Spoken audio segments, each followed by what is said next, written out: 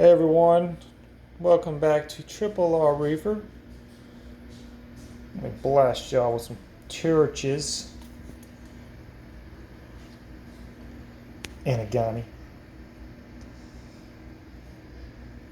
I just did the video on why you should only buy quarantine fish.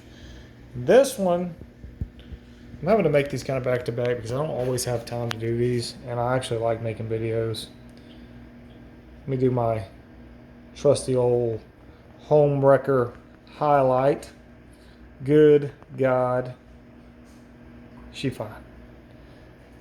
Okay, I might do that every video from now on. Just I can kind of track that growth because, man. Okay. All right, so this video is going to be on tangs and how I feel you should add tangs to your tank. All right, so a lot of people will probably agree there's too many tangs in this tank.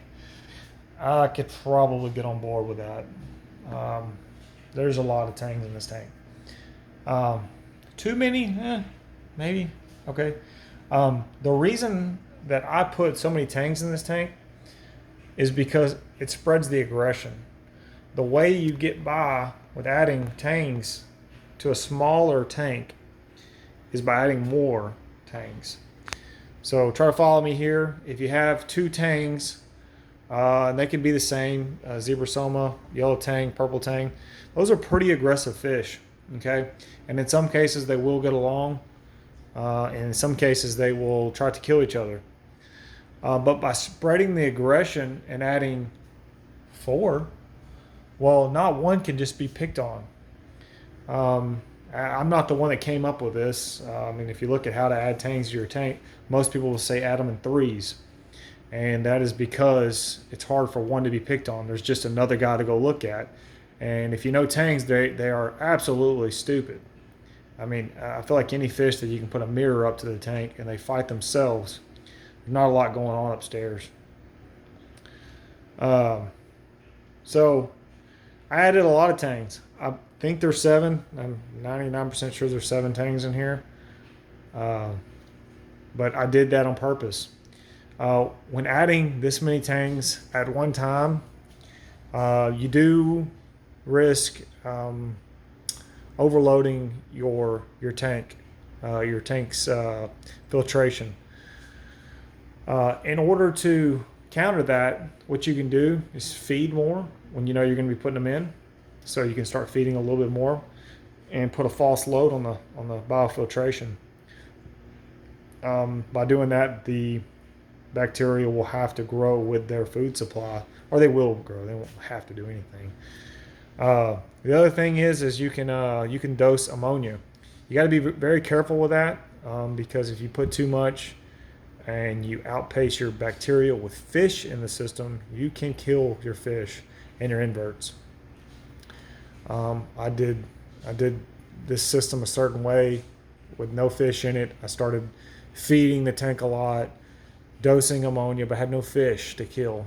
But I did it slowly over time and slowly ramped it up, adding bacteria along the way. So that's also important to make sure you give the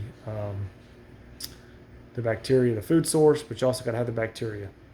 Get that bull out. You fool? Okay. Anyway, so adding tangs in multiples of 3 or more is your best case scenario.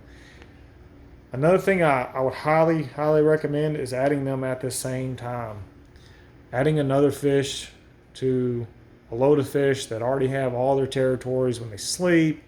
There's already a hierarchy, if you will, of fish. So they know who's the boss in this tank. I haven't quite figured it out. I believe it's the bigger yellow tang. This powder blue has got some marks on him, so he's definitely been squabbling.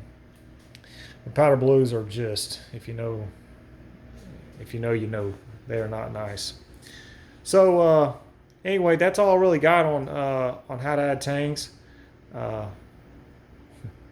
Sorry, watching these guys.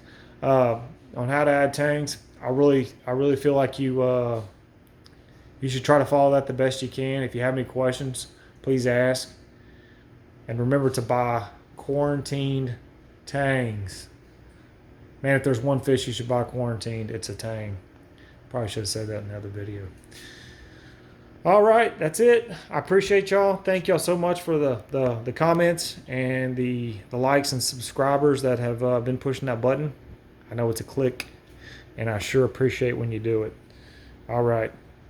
Thank y'all again. And like I said, if you got any questions, please ask, and I will be happy to answer. All right.